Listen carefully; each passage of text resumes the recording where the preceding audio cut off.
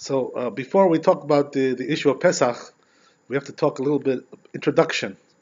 What's the introduction regarding the Chodesh Nisan, the month of Nisan, which is coming up now very soon, right? In about 10 days, we're getting the new month of Nisan.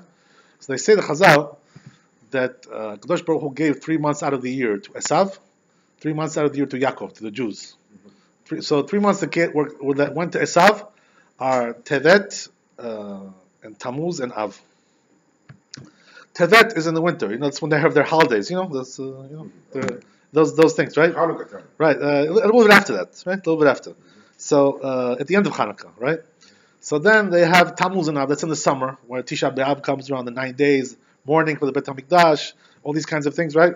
All these things are in the time that Esav has the good mazal. But to say the Chazal, corresponding to that, we have also the months which are good for Yaakov, for the Jewish people, right? He gave us also 3 months. The truth is, there are 3 months are better than his. I'll explain to you why. But first of all, we have to know which 3 months are ours. Now we're in them, we're in the midst of those 3 months, right? We have Shevat, we have Adar, and then we have Nisan, right? Those are the 3 months that are given to Yaakov. What does that mean? That the mazal, the success of the Jewish people in those 3 months is high, very good, very, very powerful. But even though that those 3 months were given to Yaakov, according to Zohar Kadosh, nevertheless, right, Nisan, the one that's coming up in Pesach, is the best out of all of them. You know what I mean? So what makes it so good? What's the real, right, what's the big advantage over there? So the big advantage is like this, right, that Nisan, first of all, you see, right, how holy it is. We never say Vidu in Nisan, right? Confession. We never do any confession in Nisan. No tachanun, we don't put our heads down, say the supplication. We don't say any of those things. Why is that? Because Nisan is all victory. It's all, Geula. This is the time that the redemption occurs. What does that mean? The first redemption occurred in Chodesh Nisan, when they came out of Mitzrayim. They say also the final redemption, when Mashiach comes, is also going to be in Nisan. So what does that mean? That in Nisan, every day you have to be like, counting, oh, maybe today, maybe tomorrow. It's like very, auspicious for this kind of thing. So Nisan is a very special time because of the Geula as well, right? The redemption happens in Nisan. Another interesting thing about Nisan is that they say, the reason, by the way, that we never say tachanun, and we never say vidui, we never say confession in Nisan, is because every day there was some good event that occurred throughout the whole month that made it into like a holy day. What does that mean? We're talking about the Mishkan, right? The tabernacle, which we talked about a few weeks ago. That was put up in Rosh Chodesh Nisan. That was when they started to use the tabernacle. So that happened Rosh Chodesh Nisan, and they were using it, right? The dedication of that tabernacle happened during the first week of Nisan, and there was also other types of holidays that occurred, right, throughout the whole month. So what does that mean? Every day of Chodesh Nisan is like a holiday. It's like a special day. It's a happy day. It's a time of redemption. Besides that, there's something even, perhaps even more interesting, right? That they say that really the truth is that if you look at the Jewish calendar, we have 2 times of the year which are very holy times. We're talking about Chodesh Tishrei, when the high holy days come, Rosh Hashanah, Yom Kippur, and then we have a Sukkot, which is a very happy time, Simchat Torah, Shmini Atzeret, right, Hoshana Rabbah, all these things. I'm going in the backward direction, but you get the idea, right? So that's the. So all these things we have are also very great holidays in Chodesh Tishrei. So then, why is it that the redemption doesn't occur during that time? That's also maybe a great time to have redemption. Holidays, holy holidays, high holy days. What about that? It's the only time really, that we have that all the Jews come to the shul. Also, all the other ones that have disappeared for a year, right? Then all of a sudden they show up to say, "Oh, how are you? I haven't seen you for a year. How's everything? What's going on?" What I'm saying? They say, right, that when you see those Jews, the high holidays, you should say Shechianu, because there's this mitzvah to say Shechianu when you don't see somebody for a year, whatever. Okay, whatever. So anyway, the point is, right, that maybe that should be the time for the Geula, for the redemption. So why is the redemption? Why does it occur dafka, right, precisely in Nisan? So says Zohar Kadosh something very deep about that. It says, right, that if the Geula would happen in Tishrei, HaKadosh Baruch Hu had mercy on us, that it didn't do it that way. What does that mean? If it would happen like that, what it will be? that most of us would not be zochet, not merit to be a part of the Geulah. We'd be left behind. Can you like they tell you, listen, we're going back. You stay here. You're like you're out. Well, I'm out for what? Well, what did I do wrong? So it says the Zohar Kadosh. What did these people do wrong? What's wrong with them?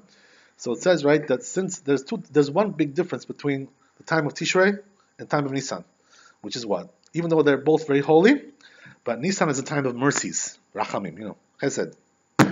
But Tishrei is a time of din, judgment. We talked about that right on Tuesday. There's a difference between this and that. Hakadosh Baruch Hu prefers the mercies over the judgment, as we said, right? This is the so therefore, right? Just because of that reason, Chodesh Nisan is superior to Tishrei. Why? Because Nisan is all mercies, Geulah, redemption, but Tishrei is all judgment. Like you're going to be judged for everything you did. One thing won't be overlooked. You know what I'm saying? Wow, that's pretty scary. When you hear that, wow, it's like, oh my God. Who can stand? With such judgment like that. We need all the help we can get. So they say that if the Geulah would occur in Chodesh Tishrei, says the Zohar Kadosh, most of us would not merit to be there. Why? Because they would say, listen, you're not a tzaddik. You're not such a big Hasid. You're not such a big Chacham. Who are you to be a part of the Geulah? To be redeemed Mashiach. You want to see the face of Mashiach? Who are you to see Mashiach? You little cockroach. Little ant. Who are you?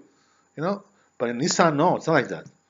In Nisan, because it's time of mercies, so they say, oh, welcome, let's go, come in, you come too. Oh, me? What did I do? Listen, we have some records of you. You did so many mitzvot, you did this, you did that. Yeah, it's true, you're not such a great guy, but, you still have a pretty impressive portfolio. When you look at it, you count up everything, right? They say, right, the Chazal, the Jewish people are very unique. You know why? Because even the ignorant Jews, who don't know nothing about Torah, they're full of mitzvot like karimon. You know what does that mean? Like a pomegranate. Each pomegranate, they say, has like 613 seeds inside there, whatever. So they say, right, that the Jews are full of mitzvot like that. Even the ones who are ignorant, the ones who are not so observant, the ones who are like, secular, whatever, they still are full of mitzvot. Nevertheless, right? So what does that mean? That if you look at everything positive, instead of seeing the half empty, half full glass. So that's what they do in Nisan, you understand? They see the half full. They say, oh, yeah, you come also. Yeah, you're also included, So therefore, right, it's a big chesed that Kadosh Baruch Hu did for us, that the redemption is going to be in Nisan. Why? Because this way, even us simple guys, will be able to also become a part of that. That's what's very good, Baruch Hashem, You have to be very thankful about that. Okay, so Chodesh Nisan is very special, right, as we said. Very good. So, now getting back right to our discussion about Pesach, whatever, we get to that. So the truth is, right, that in Nisan, the first thing that a person has to do, even you could do it before Nisan as well, right? You could do it now. The women are already starting, by the way. If you look at your wife, your mother, what they're doing, they're already started. What does that mean? They're starting to clean the house already, right? They're cleaning out the closets, the shelves, the drawers, and all kinds of things. And you come to them and you ask them, you say, "What are you doing? Like, what is this? Like, what's the meaning of this? Maze, what are you doing?" So, oh yeah, you're cleaning it, but you don't even use this stuff. I mean, all year it just sits in your closet, and for some reason you want to wash it. For what do you want to wash it? What do you want to wash it for? Right? They say, by the way, it's something interesting about that. It says in Gemara Yerushalmi that there was also a custom amongst the Jews, that they used to scrape the walls for Pesach. You know what I mean? Like they would come with a brush, What? There's chametz over there? What do you have over there on the walls? What are you scraping it for? I mean, what's the idea? So comes the Gemara and says, you know what? This is a kosher minhag. What does that mean? It's not nonsense, right? It's not nonsense. What does that mean? I mean, you would think it's like there's no logic there, but no. The truth is, to clean the house for Pesach is considered to be a very good thing, very good custom. It's not an obligation according to halacha. But what that does is it prepares the house for the eventuality of the Pesach. Little by little, you're going into it gradually. It's something that you have to go into, because you can't just jump into it like 24 hours before. Say, oh, okay, Pesach, okay, jump in. You can't jump in like that. There's so much to do. How are you going to cover everything in one day? One day before Pesach, you're going to do everything? That's going to be very difficult. If you do it like that, you're going to wind up, in a bad situation. When the time comes for the Haggadah, to say the Haggadah, you're going to be like falling asleep, into your Haggadah like this, because you're going to be so tired from all the work that you have to do. You cannot fit in all that work into 24 hours, 48 hours. So the women start to clean. This is a very good custom. It's not obligation, but the custom is very good. You know why? Because what happens is that once you clean the house, the whole house is clean. So now, right, if there was some stray chametz that happened to be, in some areas, which all of a sudden, some kids went in there, they dropped something in there, or somebody hid something over there. I remember when I remember one year, this was like 20, 25 years ago, whatever. We spent Pesach with my parents here in New York. So what happened was that I was looking around to see, like what's going on in the house, to see if there's any, funny things going on there, some monkey business, whatever. So I open up the closet, one of the closets, and I see a big pot over there. So I open up the pot. Lo and behold, right? What do I find there? About about 2-3 pounds of kishmishiani, pure chametz. You know what I mean? For some reason, my mother put it over there. You know what I mean? She stored it up because it doesn't rot so fast. Yeah. This thing, it lasts a long time for some reason. Don't ask me why. I don't know exactly why it is, but probably because it's very dry, whatever. It's not very moist, whatever. But the point is, right, that she kept it there. If I wouldn't have looked in the closet over there, we'd be having kishmishiani for Pesach. Can you imagine? It's like, pure chametz. But when you clean the house, what happens is that you go through all that and you find everything. So then, once Pesach really comes around, you pretty much know what's going on in the house. This is the place which is suspicious. This place is okay. It's kosher. I don't have to spend so much time over there. I know this area is good. This area is good. So it makes now that you have to check for chametz, because the night before Pesach there's a mitzvah to check for chametz, right? Bedikat chametz. So who made this mitzvah, by the way, to check? It's not from the Torah, this thing, right? It's from the rabbis. Chachamim made this takana, made the decree to check for chametz. Why is that? Because they said, listen, the truth is, according to the Torah, according to the raw, dry laws of the Torah, technically, a person doesn't have to destroy all the chametz for Pesach. It's not necessary to do that. Can you imagine? So according to the Torah, what does he really have to do? All he has to do is basically to nullify it. He can say, every chametz that I had is nullified. It's like dust of the earth. I made it into dust. Kishmishiani became dust. So you would sell it. Right, we're getting to that also, right? Yes, we'll talk about that. But it's interesting, right? That according to the Torah, you don't have to sell it. This is also from the rabbis, this thing. According to the Torah, I can just nullify it, right? Become dust of the earth. Then I can put it in my closet, and that's it. Put it away. I'm not going to eat it, right? According to the Torah, that will be enough. But the rabbis came and said, no, you don't want to mess with this kind of thing, right? This is no good. To rely just on that, just to bottle it. What's the reason why? Because they came and said like this, right? It says in the Talmud, Masechet Pesachim, the reason why they don't want to rely on that you nullify it, is because they're afraid that in your heart you don't really want to nullify. There's a problem with what you're really thinking in your heart, in your mind. What does that mean? That a person will see sometimes, they say, right? What's the example? The example is, you're going to see like a nice, beautiful challah, gluska they call it, right? In Talmud they call it gluska. What's a gluska? Argi bulki, titi bulki, it's a challah, nice, beautiful, nice, beautiful loaf of bread, nice, fancy something, And when a person sees this before Pesach, he says, oh wow, like, nullify? Okay, I will say nullify, but in my heart, I don't really nullify this thing. This thing is, to me, it's very important. It's very worthwhile. It's something which is very prominent, in my eyes. I see it, something very valuable. So a person doesn't really want to nullify this. This is the problem, A beautiful thing like this, he actually wants to keep it in his heart. So the rabbis were afraid of this. The people were some kind of a contradiction between your heart and your mouth. Not exactly the same. So therefore they said, right, that in order to alleviate this problem, what do you have to do? You should also nullify. According to the Torah, that's enough. We're going to do nullification. We're going to take an extra step. Right, also, right. A few extra steps, right? Number one, first extra step is to do the bedika. To check for chametz that night.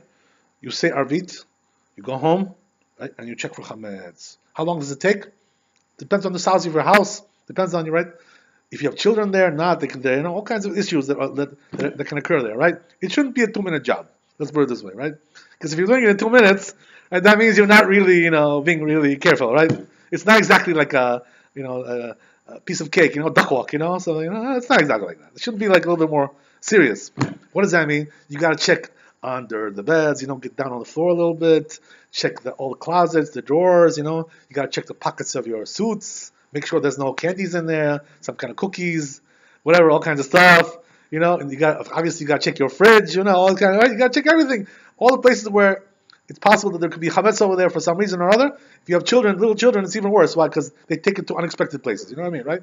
It's unpredictable. You never know what's going to be, right? So when a person has little children walking around, he's got to check really every little corner, every nook and cranny. Because it could be anywhere. You never know where it's going to be, right?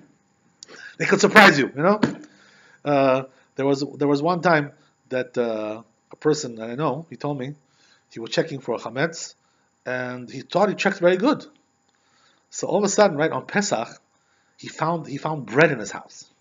Oh, how did he do that? What happened? Right. So you know what happened? The kids were eating bread, like pieces of bread, slices, and what they do is they throw it just because they don't want to eat the hard part, only the soft. Mat guli und that guli. So they want the guli, they want the inside. The outside they just want dump it, right? You understand? So what happens is right. So what they did was like this, right? He had bookshelves, Torah, So what they did was they threw it behind the books, and he didn't check over there so good. He just put his hand in there, he didn't really remove the books and check, visually. He just did it with feeling, but he didn't catch it that. So what happened was on Pesach he found some nice pieces of bread over there, right, on the shelf over there. That's what happened, right? So that's good. When you have little children, it's very unpredictable. Things are very unpredictable. That's the way it is, right? So basically, right, a person has to do that. Once he checks, right, first of all, right, when you check, what's the bracha that you have to make? There's a blessing that we make over that, right? The blessing is, Baruch Atah Hashem Elokeinu melech haolam asher kiddushanu b'mitzvotav v'tzivanu al bi'ur chametz. Now, bi'ur chametz doesn't mean bedika. It's not checking. That's not the blessing. Bi'ur means to destroy the chametz. So what does that mean? That the rabbis, even though you're really checking now, but since the goal of the check is to destroy everything, to get rid of it, so therefore they said the bracha is destruction. Biur chametz, right? I'm now blessing to destroy the chametz because that's the reason why I'm checking. So okay, fine.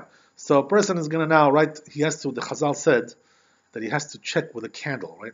Shouldn't use just the ceiling lights, whatever, or some lampshades or things like this, right? Not like things like this. What's the reason why they made a takana to use a candle? So they said because it's a very good spotlight. That's the reason why. It spotlights, so you can check a corner, little nooks and crannies, like those little, funny places where you can't really get in there so good. So you gotta angle that. You gotta angle your candle so you can see what's going on in there. There's all kinds of areas like this, right? So this is the reason why they wanted a candle. But they said, you know what? Even though we told you to use a candle, there's several things that a person has to know. Number one is you shouldn't use a torch, right?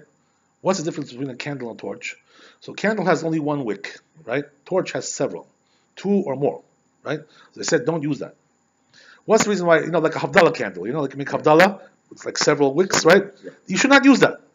So the question is why not? What's the reason why you shouldn't use that? So they said the Chazal, the reason is because a person will be afraid to go into the tight corners with that. He may burn something, or start a fire, right? Or whatever. Singed, right? Singe something, burn his curtains, right? Burn his whatever, right? His cabinets, whatever it is, right? Or maybe he's going to get burned himself, right? Whatever. So he's afraid of that. So therefore they said, use a candle with only one wick, right? So that's the idea, to use a candle with one wick. That's number one. Number two, also, there's another interesting thing, right? Which I heard from my Rabbi, Maran. He said, Maran, that doesn't mean, by the way, they told you to use a candle. Doesn't necessarily mean you can't use also the regular lights. You don't have to turn them off. This is a common mistake. Right, exactly. Use them together, What's the problem? Right. It's not detracting from the light, that you have also the regular lights on. So therefore he told us, right, you leave the regular lights on. You don't have to turn it off, make it into a dark room, some kind of for developing film, whatever. It's not really like that. Leave everything on, but also to use a candle as well. That's the idea, you know what I mean? So there's no reason to turn off. Same thing, by the way, applies also, I want to tell you, right, by the way, just as a side point, there's, some people who like to do this, right? There's a trick they like to do. When they make Havdalah, after Shabbat goes down, so when they make the bracha on the candle, right, so what they do is they turn off the lights first, and then they make the bracha. There's no reason to do that, by the way, according to halacha, not required to do that, right? There are some people who like to do that. The kids are standing there, tick, turn it off. Right, right, they do it here. So I told the rabbi, by the way, that's not necessary to do that, according to halacha. So the reason is, why? Because it's not necessary that it should be the dark in the room. Why not? What's the reason why? The reason is because the halacha says, right, that when you make a bracha on the Havdalah candle, it has to be close enough to you, the candle, that you could be able to use it if you wanted to. In other words, to, let's say, count some coins, right, to see the difference between a quarter and a nickel, things like this, right, spotlighting, whatever, things like this. So if the candle is close enough to you that you can distinguish between a quarter and a nickel and this, all these kinds of coins, whatever, you can use it for some purpose, that's good enough. So there's no reason to turn off the light. Just like for the Bedikat Chametz, right? There's no reason to turn off lights. It's just what you want is you want to have spotlights. The spotlights you have with the candle doesn't distract from the fact that you have other lights as well. So the same thing also applies to the candle for Havdalah. There's no reason to turn off the lights. And that's the way the Rabbi used to do Al Shalom. Man, he didn't let them do that. Why is that? You know why? I'll tell you why. Because some people say like this, right? They say, oh, well, okay, we don't have to, but anyway, let's do it. It's nice to do it. Right? It's like a nice, it's a nice trick, right? So what's the answer to that question? You know what the answer is? The real chachamim, the really wise men, they don't want to do things like this. You know why? Because there's a saying, right, in Chazal, in the sages. You know what they say? Kol mosif gorea. What does that mean? That if you add to the Torah, you're subtracting from the Torah. Don't add anything to the Torah. Whatever it is, that's what it is. Batosif, don't add things from your own mind, Oh yeah, I think it should be like that. What do you mean you think? Go and check what it should be, What the hard way. Right, exactly, yeah, whatever. So the point is like this, right? That here also, when a person adds that element and turns off the light, so what happens? There's a mistaken notion over here, right? People who are watching, they think they have to do that. It becomes like halakha, So people think, that's what I saw in the shul, that's what they do it, so it must be that's halakha. But it's not. You see, that's the only, right? So it creates a mistaken impression. And this distorts our tradition, that we have about these mitzvot. So therefore, we don't want to do these extra things, add all kinds of fancy stuff to our mitzvot. Just do it the way it's said, in the book, just do it by the book.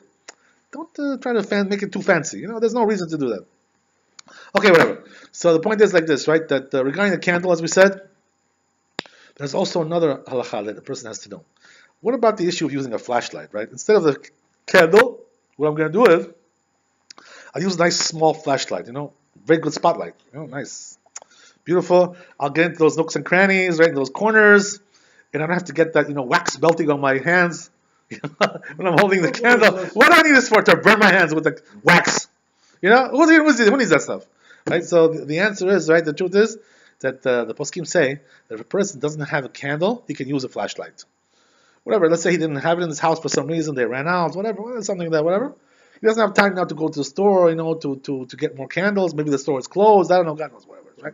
So the point is, right, that he can he's allowed to use a flashlight. But the truth is, you know why? Because a flashlight is very good. It works very well. If you have a nice skinny one that can get into the corners, it's going to do a great job. 100%. You know what the problem is? Like this, right? That since the rabbis made takana to use a candle, so in terms of the genuine, decree, To be authentic. right, to be authentic, right, the candle is better in that regard. So therefore they say, right, if you don't have a candle, you can use a flashlight. That's the idea. Okay, whatever. That's the way the Chazon Ish said. Allah Shalom. Also, Mariano Ben Maran, he writes this in his book also, in his book Chazon Avadi on Pesach. He writes over there the same thing, right, that you're allowed to use a flashlight if you don't have the candle. Right, that's the idea. Okay, very good. That's the idea. So then also there's another interesting thing, right? Trick with checking for chametz, right? This is like the fun part. The kids like to get involved with this. What's the fun part? What they do is like this, right? They take 10 pieces of chametz, small crumbs of bread, whatever, and they wrap it up into something, some tin foil, whatever, and they place it in 10 different areas of the house. So what that does is, right, according to the Kabbalah, this is very good to do this for some reason, right? According to the Kabbalah. This is the reason why the custom is very prevalent. But they say also that, practically speaking, there's also something good there. What's the practical thing? The practical thing is, right, that when you know that now people have hid that and you don't know where they are, right, they should hide it from you, right? They shouldn't tell you where it is. That defeats the whole purpose, right? That's the idea. Right, you get the idea. That defeats the whole purpose, right? So what's the whole idea? The whole idea is, right, that I want to show, right? I don't want to show you where it is, but you have to go find. If you can't find them, that means you didn't look good enough. You know what I mean? That means you did a shabby job, a sloppy job. So that's the reason. Another reason why, to encourage you to look better. That's why they put those 10 things over there, right? The piece of chametz, to make sure that you're really checking good. Interesting thing about that is like this, right? That several aspects of that. One is, first of all, that a person has to be careful, right? When he puts those 10 pieces, they should all be smaller than a kazait. Not big pieces, right? To use very small pieces. So what is kazait? Size of an olive, right? If you ever notice, by the way, olives have like three standard sizes. There's the larger ones, right? There's the mid-size, and there's the tiny ones, the small ones, right? So the Chazal said, when we talk about olive size, we're talking about the mid-size, right? Whatever they call those things, right? Manzano, Danzano, whatever they call them. There's all kinds of names. God knows, right? Whatever they call them, right? Whatever. You don't eat olives. No. Okay, there you go. Against their religion. When you go to Israel, it's going to change. If you move there, things are going to change. Over there, it's like, without olives, you can't eat a meal. It's like, it becomes like a staple. Same thing with hummus, by the way, over there, in Israel, There's no such thing as eating a meal without hummus. Yeah. Like it's heresy, like like you're a heretic, like it just doesn't, that's the way it is, right? Over here, it's not so like that in America. They're not so, they're more into other things, ketchup, whatever, all kinds of stuff. Okay, whatever. So the thing is like this, right? That they said when they're talking about the middle-sized olive. So the middle-sized olive is basically, it's about 1/3 of an egg, right? According to some opinions, according to some of the opinions, there's also, it's like a half an egg, whatever. Our eggs are very small today. Right, exactly, something like that. Yeah, that's it, right? So what does that mean? That the bread should be smaller than that. Why is that? Because, as we said, right, that a person has to do bitul, he has to do nullification before Pesach to nullify the chametz, just in case he didn't find something, right? He got something didn't come out. So this way, he's not going over according to the Torah. Even if he didn't find it, the fact that he nullified it, right, that's already good enough, So at least he didn't go over to the Torah, law of the Torah, right? So we have to nullify. But nullification, that's the whole thing, right? According to rabbis, nullification only works when you make it on a small piece, right, on crumbs. Because who can gather every crumb in the house? No such a thing like that. Who's going to find every crumb? What are you, a computer? What are you? So it can't be like so medactic. Some people are very, very, very strong when it comes to these things. So they're very, very fine point. They do very, very fine. But most people, we're human beings, we're not robots. We're not angels. So who's going to find every crumb in the house? So therefore, right, we nullify. When you nullify, those crumbs become like dust. But as we said, right, that the rabbi said it's not good enough. What does that mean? It's not good enough for something which is bigger than a kazait. If it's kazait or more, it's not good enough according to the rabbis. But according to rabbis, if it's less than that, it's good enough for the dust of the earth. It becomes dust of the earth. So therefore, when you have something small like that, and this is the reason why you want to make them small. You know why? Because you make them big and you can't find it, you're going to be in trouble. Up the creek, whatever. So therefore, a person has to to make them small. Just in case something happens, you can't find it, right? Whatever. The kids played around, they moved it somewhere, whatever. So he's going to nullify it. It's become dust of the earth. That's the idea, right? If it's small enough, it's good enough. So therefore, this is the way to do it, right? So the truth is, right, by the way, to be honest with you, if a person didn't put out those 10 crumbs, he still fulfills his obligation. This is just something a little bit extra, It's a nice custom, whatever, to facilitate the whole process. That's the whole idea, It's not halacha, it's a custom, it's minhag. Whatever, okay. So, interesting thing, right? Once you make the bracha, Baruch atah Hashem Elokeinu melech haolam asher kadeshanu b'mitzvotav v'tzivanu al biur chametz.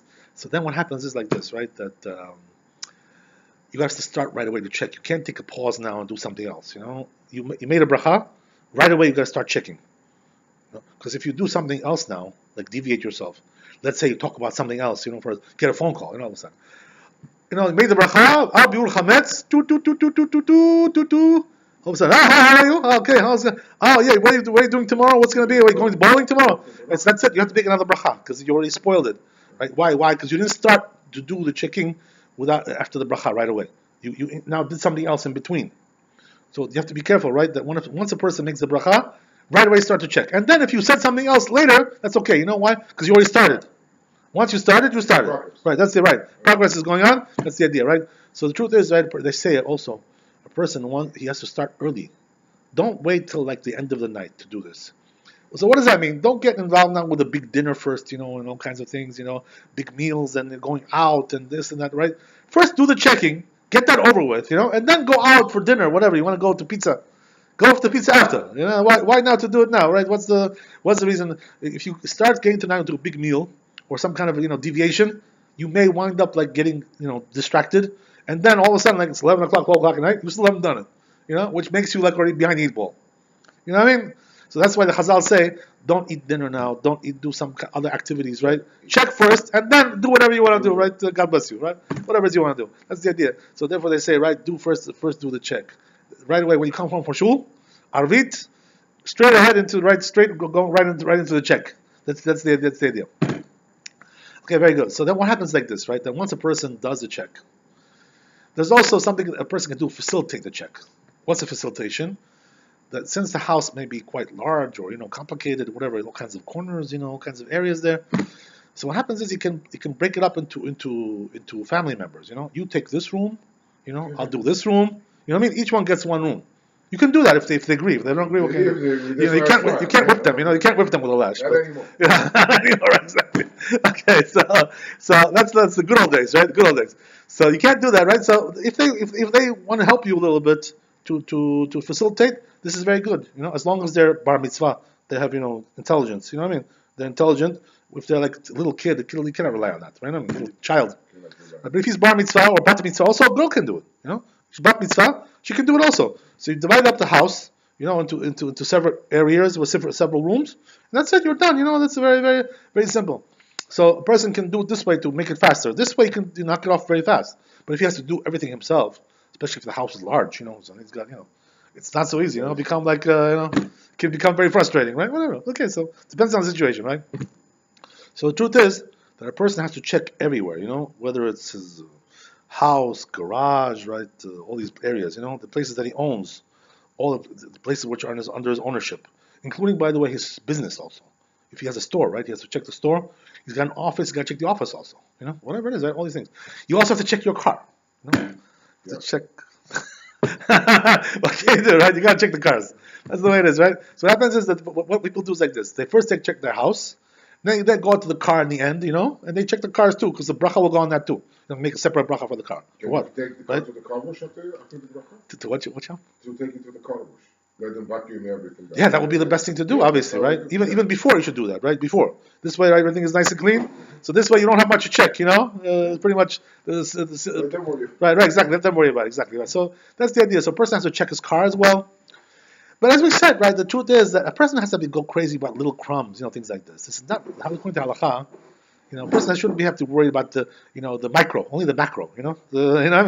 Things which are significant, something which looks like chametz, has some kind of appearance of chametz, large enough, whatever. But just pieces of dust, everything.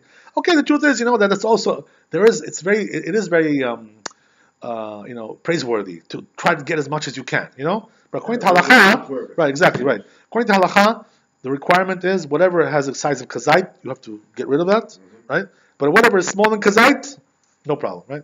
Nullified dust of the earth. That's it, right? That's the idea.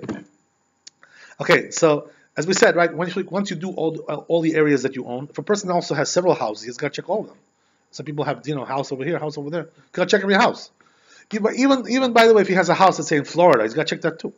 If he can't do it, he's got to do something, get somebody to do it for him. Hire somebody, whatever. Go and check. But the truth is, right, that interesting would be if nobody goes in there. The place is locked. So maybe then you don't have to check because the place is locked all the time, and there's nothing going in there.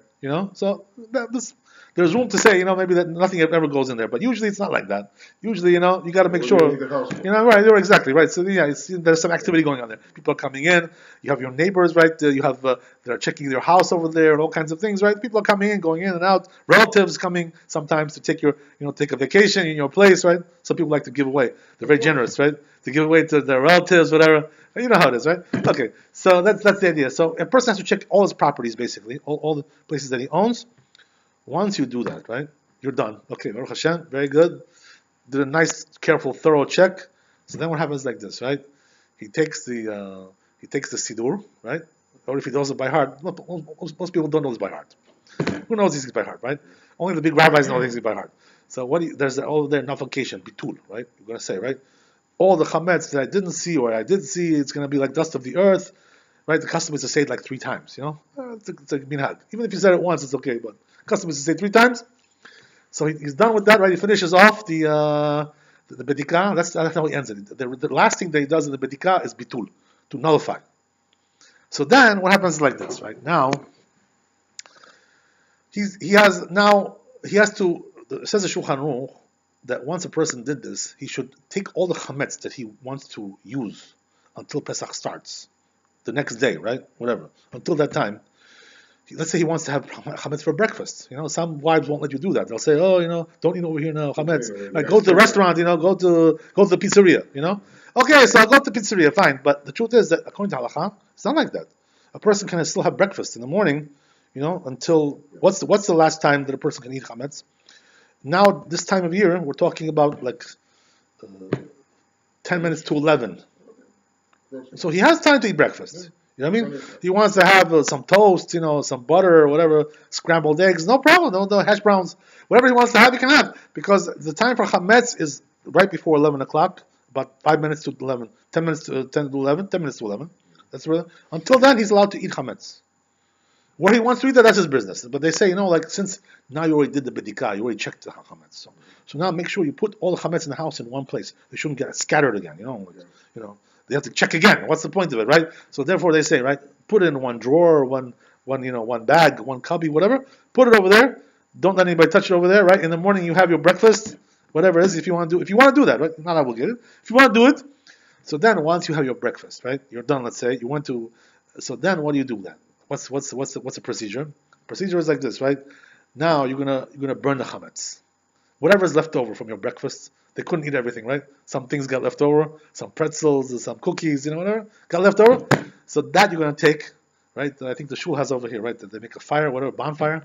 So you're gonna come to the shul with a bonfire, and you're gonna burn the chametz. That's the idea, right? The truth is, according to halacha, you don't have to burn it. The custom is to burn it, right? It's considered to be the best way to do it, according to the Kabbalah as well. The custom is like that. But a person cannot, for some reason, go to the fire. And he can't start a fire wherever he is, so he can flush it down the toilet. He can do all kinds of things like that. Yeah, he can do all kinds of ways of destruction. Methods of destruction in the toilet, right? Or also, by the way, there's also another thing that a person can really do. The truth is that if he puts it into a public trash can, not a private trash can, that's also considered to be okay, But there's a mitzvah to burn it, though, Nevertheless, if a person has time to burn it, so the question is like this, right? How much time does he have to burn the chametz? So he has another hour after that, right? So what does that mean? He has to finish eating by 10 minutes to 11, but the actual burning he has to do by 10 to 12. 10 minutes to 12.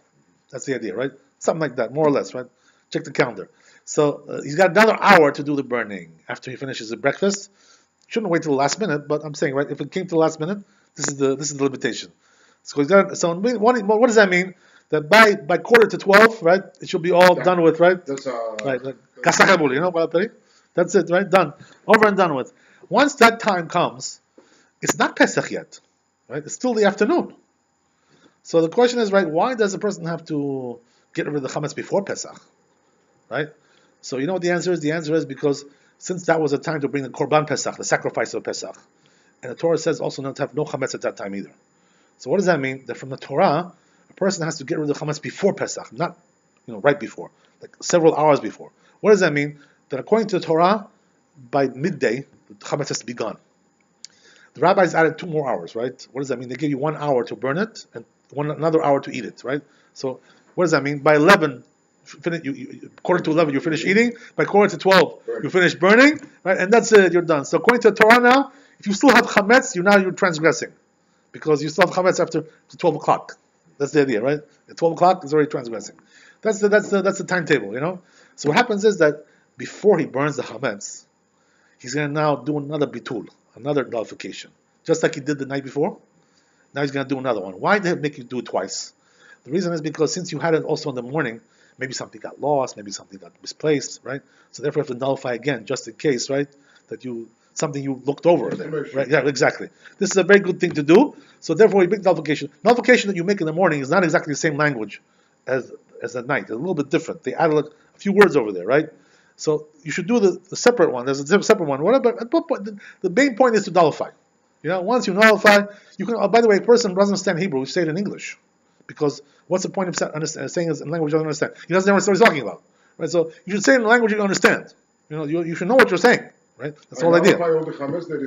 That's it, right? Dust of the earth, right? Dust of the earth becomes dust of the earth, whatever it is, right? So once you say that, that's it's nullified. Better to say it in language you understand, as we said. That once you've done that, now, right? What happens then, right? So now it's not Pesach yet. So now we're like in this gray area here. You understand?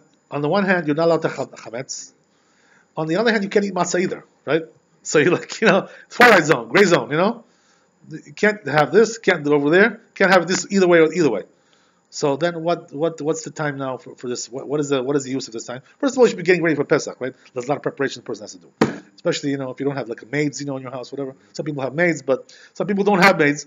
So there's a work to do, you got to get ready, set this, set up all these kinds of things. The cooking, all kinds of things that have to be done. So a person has time now to get ready for Pesach, whatever.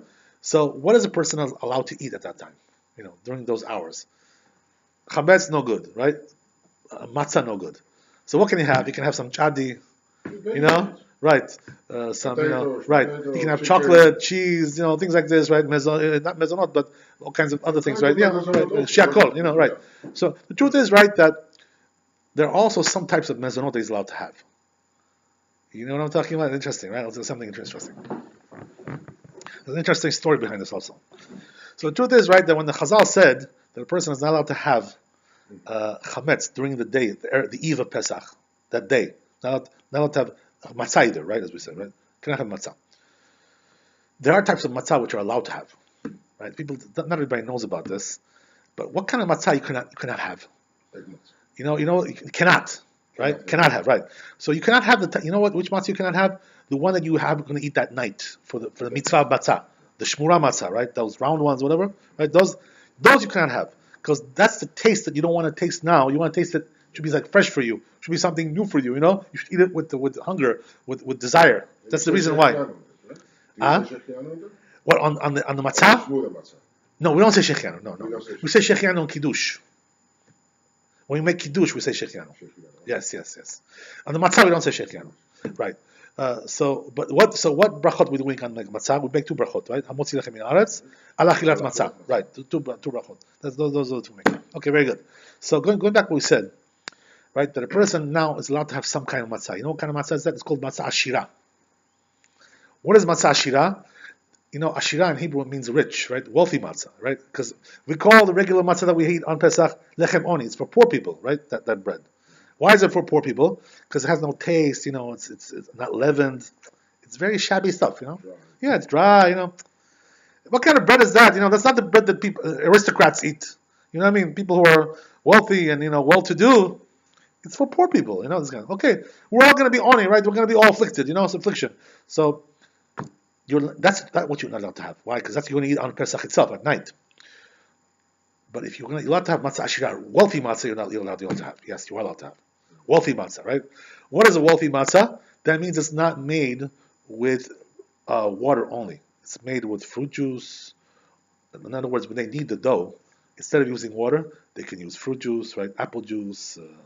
They can use wine to knead the dough, right? Things like this.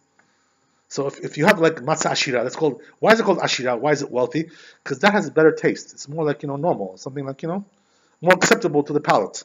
It's not totally dry. It's a little bit nice, nice sweetness it has. Like a bulki, nice kalki bulkia, That's much better. So that's called matzah ashira. So that you're allowed to have on Erev Pesach. You know why? Because that's not have the same taste as the matzah you're going to have that night. It's a different taste altogether. What they wanted to do, the Chazal, is that you shouldn't have that kind of matzah, that you're going to have that night. Because that taste they don't want you to taste before. Because otherwise you're not going to eat it with hunger, with pleasure, with desire. This is the reason why. Okay, very good. So there's something interesting regarding that. That there, several years ago, this happened, I don't know, maybe 20 years ago, right? That they started to produce a certain kind of, this has actually happened before that as well, but in the modern times, they have now like these cookies, that they sell. So, these cookies are like thick, kind of like, and they have like holes. You've probably seen them in the store, right? You're going to see them. I don't know, maybe if you buy these things, right? But the idea is like that they're sweet. Okay. But they're matzah. They're not chametz. So what kind of matzah is that? That's matzah ashira. It's made from wine or fruit juice. Right, exactly. Things like this, you understand? Rich matzah, right? So you're allowed to have those cookies before Pesach. And you can, eat them pretty good. You can't have too much, by the way. We're going to talk about that, but you can have a little bit. You're allowed to have those cookies, even though they taste very good and they're filling, they satiate you. But nevertheless, since it's matzah ashira, it's allowed. right? Interesting thing about those cookies, by the way, there's a whole story behind that. When they started to make it in Israel, they produce them in Israel. They're not produced over here in America, as far as I know, right? So what happened was that these were under the auspices of my rabbi, Maran Avashom. He was the one who was involved with this, whatever. So came out some rabbis, and said about this. This is pure chametz. This is cookies, pure chametz, that they said, right? So what's the reason why they said that? So interesting thing is like this, right? They say that when you make matzah, there's one big no-no when you make matzah. One big stop sign, like stop right there. You know what that is? Never put any spices in the matzah. When you make the dough, you cannot put any spices in there. That's why we don't put salt in there either. There's no salt in the matzah. Why is that? Because the Chazal tell us in the Gemara that when you put any spice in the matzah, what happens is it leavens very fast. Just the opposite, right? You want it to not leaven, it's going to leaven even faster than you want it to. Those spices have like some kind of effect on the leavening. They speed it up, like they accelerate it. So what does that mean? That in general, right, the Chazal say, the rabbis say, that for a dough to leaven, if it's sitting, right, not being played around with, it takes 18 minutes. Once 18 minutes pass by, the dough becomes leavened. It's assumption that it leavened, right? So that's why what they do is in the matzah factories, right, the whole concept over there is speed. You have to get the dough into the oven before 18 minutes. Once you start playing around with it, right, it's got to be in there before 18 minutes. So the idea is like this, interesting, right, that the truth is that they have also insurance policy regarding this. What's the insurance policy? The Gemara also says something else about matzah. You know what it says? That as long as you're playing with the dough, you're like agitating it, it's never going to become chametz. Even 2 hours, if you play with it, when it sits, it becomes chametz. Right? That's the idea. You know what I mean? So they're doing two things over there. Right? Two insurance policy. The second one thing is that they get it in there into the oven before 18 minutes. They want to get it in there. 5-10 minutes, they want to have it inside already. That's it. Number two, they're also playing with it all the time. They got to always be playing around. Like a little child, Manually. Right, they work it with their hands. There's also machines. There's two ways to do it now, right? There's also machines, right? There are matzot that are not touched by hand at all. So there's two ways to do it, but the whole thing has to be always agitated. Okay, so interesting is like this, right? They say the Chazal that when we said 18 minutes, we're talking about regular dough. But when you're talking about dough which has spices, that's going to be even before that. It may be like a couple of minutes. It'll be already leavened. So therefore, the Chazal say, right, don't you dare put any spices into the matzah, because you're going into danger territory, right? That could be pure chametz, that stuff. So what happened was like this, right? That those cookies that they're making in Israel, they put an ingredient in there which was a little bit problematic, apparently, right? Apparently. So what's the problem? This ingredient is like it's not a spice, but it's like something like a caustic, like a base, and it makes it like soft. It gives like a soft texture. In other words, instead of being like rock hard, the cookie becomes like a nice soft cookie. Like nice, good for the teeth, good for the stomach. Nice, beautiful. Okay, very good. But they used to say, right, that there were some rabbis who used to say that since they're putting that ingredient in there, which is like it's like kind of like a spice in the sense that that's caustic, it's sharp, something sharp there, They said if you put that thing on and you put it into the oven, it's pure chametz. So therefore they give it like a bad name to these cookies, whatever. There was a whole big controversy about that, a big political battle that had occurred, right? Just like tonight, all the politics tonight, right? So it happens like this, right? That there's always politics involved. So what happens is that in the end, even though the rabbi, Allah Shalom, he himself held his ground, and he said that this thing does not make a comments. He himself did not hold like that. But since it became like a big ruckus, so what happened was that they removed that ingredient. They removed it, right? So therefore the cookies are a little bit harder now. They're not as soft as they used to be, but still they're pretty good. In the sense that you have now something to eat in between this gray area. Between 12 o'clock and until you get to the Yochlum Tochlum, which is like 11 o'clock at night. You know what I mean? So that's already a long time span over there. Can't just get by with eating with seeds. You have to eat something substantial. So this is the way to do it, right? You eat matzah ashira. Same thing also applies, by the way, to those egg matzot that they sell, like you said, right? Manischewitz, mix them, all kinds of companies. Those egg matzot are also considered to be matzah ashira, rich bread, rich matzah. So you know why? Yes, you're allowed to have them. You know why? Because they also have a different taste. Yeah, how do they do that? They knead it with egg yolks, right? That's what they do. So it's also not water, right? So therefore, it has a different taste altogether. It's fluffier and it's more soft. Yes, that's why we call it ashira. It's rich, right? Well, it's luxury matzah, Lexus matzah, That's the way it is. Okay, very good. So that you're allowed to have. So that makes it, a little bit easier, a little bit more tolerable. You know what I mean? That's also another thing, right? That a person has to know. That nice trick that I learned also from my rabbis, Maran Avashalom. He taught us one thing. He used to do it also in his house as well. So what happens is like this, right? When you start the Agadah, let's say, right? We're talking about 8 o'clock at night, approximately, give or take, right? Plus, minus, right? Whatever. So the problem is, right, that until you get to the meal, it can be quite a long time, depending on your speed. Some people are Speedy Gonzalez, 1 hour, some people like 2 hours, some people 3 hours, some people take 5 hours. Some Ashkenazim, they like to go very long. You know what I mean? They go till like the middle of the night. You know what I mean? About half an hour is good enough.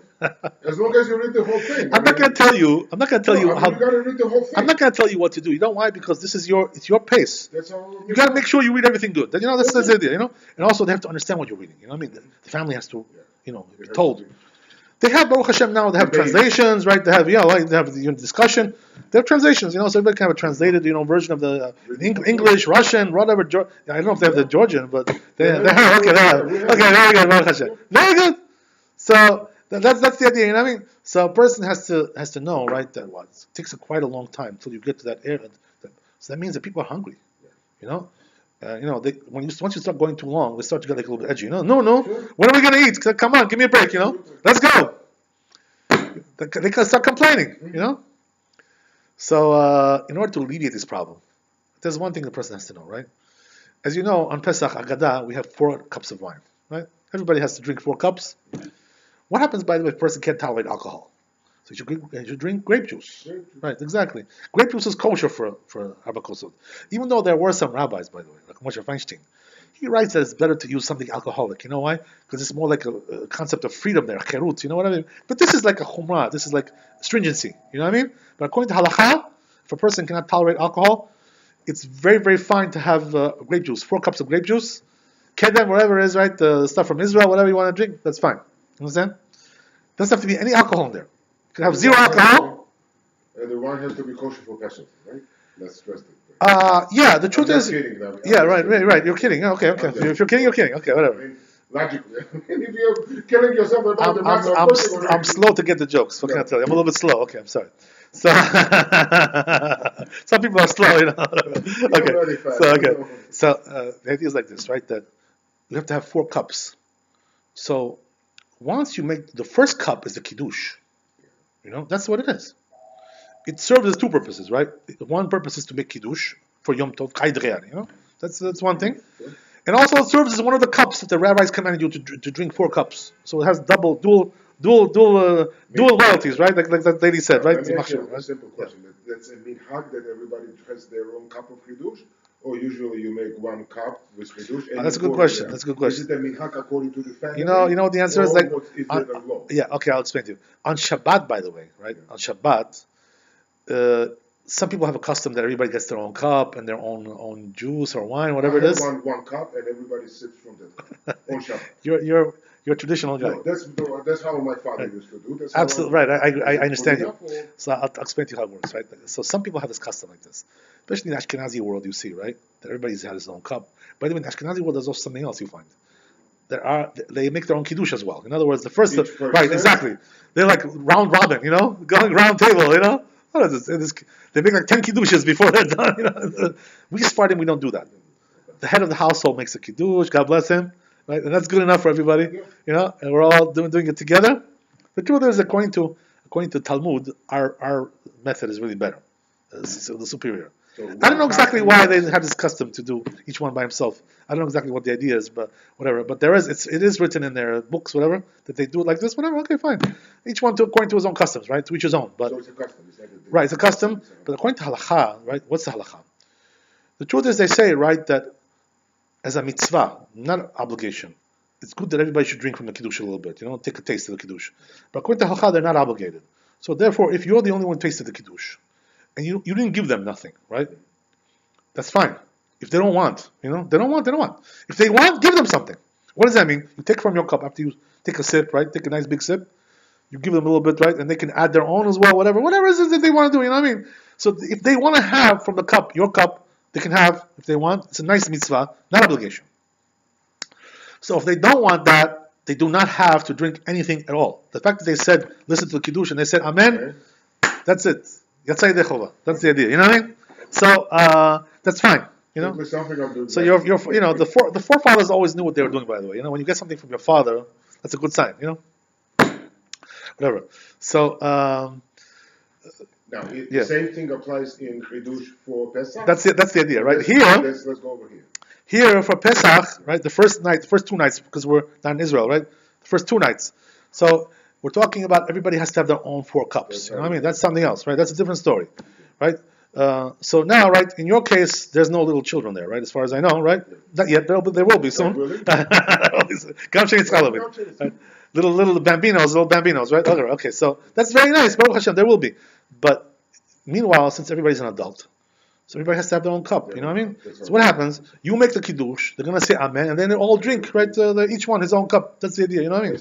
You're not giving them nothing. They have their own cup. They fill it up. So they say, right, that what is the size of the cup that you have to have? It's not really such a big size.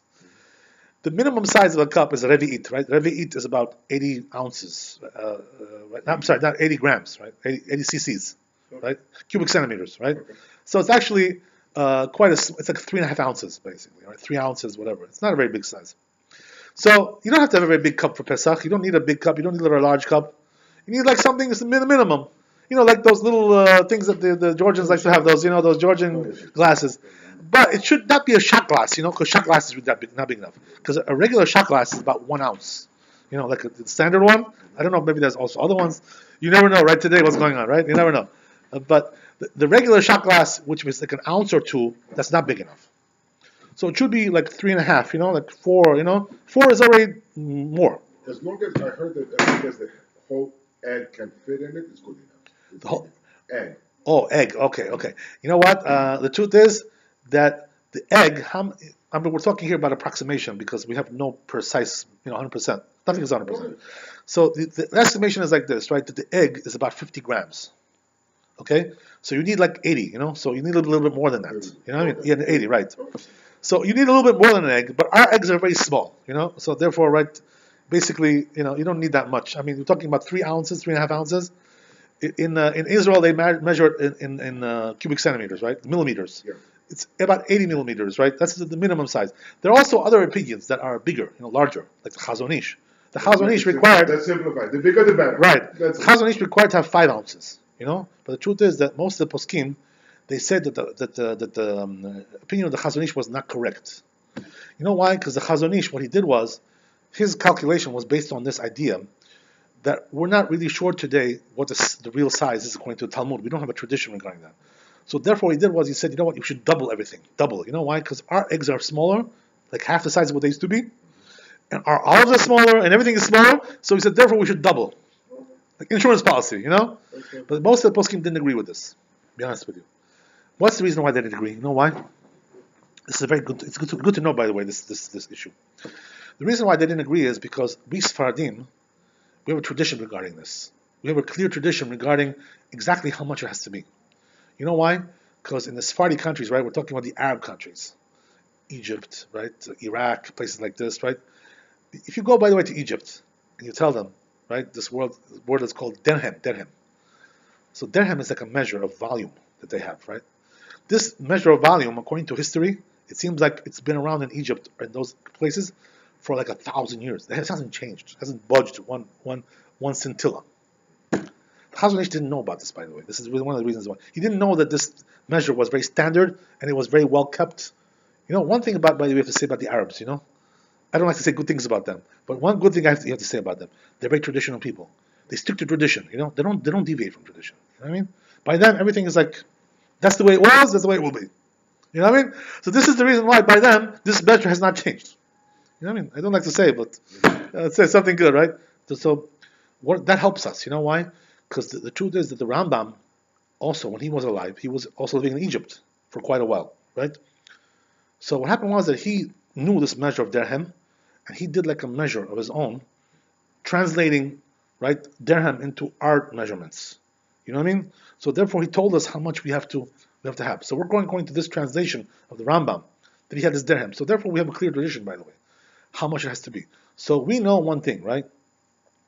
That this dirham is about 3 ounces. I'm sorry, 3 grams, right? I'm sorry, right? So therefore, right, this is the translation. If it says, right, you have to have a certain amount of dirham, the Rambam says, you times that by 3, and you have your measurement. It's very simple. There's nothing complicated there, you know? So therefore, we have a clear tradition regarding that, and therefore we say, right, most of the poskim, even many of the Ashkenazi poskim as well, they say, right, there's no reason to deviate from that, because this is a tradition that we have all the way from the Rambam, all the way, you know, coming through to our generation, Shulchan Aruch, all these things, right, all the poskim, this was saved and measured and kept for a long, long time, so there's no reason to do any of these things, you know? So therefore, we know that it's 80 millimeters. This is the right. An ounce is about 3.5, whatever it is. I don't know exactly. Do your measurement, and you'll see, right? Whatever it is. That's the idea. That's the minimum. So fine, okay. So what I wanted to tell you is like this, right? Regarding the 4 cups, we can talk about later. Also, there's going to be a lot more discussion about next week. You know, whatever we can talk about later. But before we get to that, right, I wanted to say one thing regarding what? Regarding that a person, once he makes a kiddush, the first cup he drank, right? By the way, just to tell you, right? You should know. A person has to drink reclining these cups, right? These 4 cups. Not standing. Right, not standing, reclining like this, right? Because it's a freedom, you know, because in those days, people used to recline, people who are free, you know, like aristocrats, you know, people who are, you know, high class, right? Aristocracy. So they used to recline like on couches like this, you know. So in order to express that we were free, you know, freed from the exile of Egypt, the bondage, right? All kinds of things like this. So the Chazal said that we should drink all these mitzvot that we do, most of them, not all of them, we should do reclining, right? So a person, once he makes a kiddush, right, Baruch Atah Hashem, Borei Pi HaGefen, right, he drinks, Shechiano, we said, right, Shechiano, so he's going to recline like this, and then drink it like that. That's the idea, you know? So everything should be done reclining, these 4 cups. All 4 cups, lechatchila, should be done reclining. Also the women, by the way, we're going to talk about that later on, regarding the women as well. But the idea is like this, right, that once you made the kiddush, so now that gives you an opportunity to alleviate the problem that you have. What's the problem? Hunger. Your hunger, exactly right. What does that mean? A person has to have to wait now till they do yochrum tochrum, you know, until they get to the meal to eat something, to eat a little snack. You can have something now. What does that mean? You want to have a little piece of chocolate? You want to have an egg? You know, not to eat now, you know, meals, right? To eat mezonot and hamotzi. That you cannot have. You have to wait till to eat the right. Exactly. But to have a little snack, little fruit, little vegetables, right, little egg or something. They used to have 1 egg, you know, that's what in my rabbi's house, they used to have, each one you should get an egg. You know, like the Georgians, they do, you know, they play around with it, you know. That's the idea. So they give those eggs right after Kiddush. You know why? Because people are hungry, you know. You can't wait for another 2-3 hours until we get to the Yochrum Tochrum. So therefore, we want to eat now. That's the idea.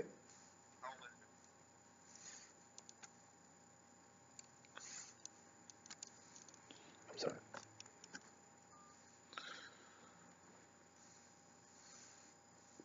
So, therefore, the thing to do is like this, right? Once you do the kiddush, now give the kids a little bit something, a snack, right? You give yourself also if you're a little bit, right, a little bit queasy, you know, a little bit dizzy, whatever. You've been working hard, getting ready for Pesach. It's not an easy time, you know. It's a tough time where, you know, you're exhausted sometimes, you know, when you come into the Haggadah. This is like a big challenge, you know. So a person should treat himself a little bit to something. You know? There's no sin in that. There's no problem. Nobody's gonna punish you for that. Nobody's gonna say anything. Exactly, have a little snack. That's the idea, you know. Not mezonot, right? Not mezonot, you're not allowed to have at that time. But things like this, you're allowed to have. So therefore, right. So, yeah, you can have a little. Yeah, something like that, right? So that's the idea. So we'll stop here. Bezat Hashem. We'll continue next week. There's a lot more to talk about Pesach. You know, Pesach is a lot of complications there. Thanks for coming. God bless you. God bless you too, Rabbi. And enjoy your weekend. Shabbat Shalom. Right? It's an offer you can't refuse. Oh. It's an offer you can't refuse.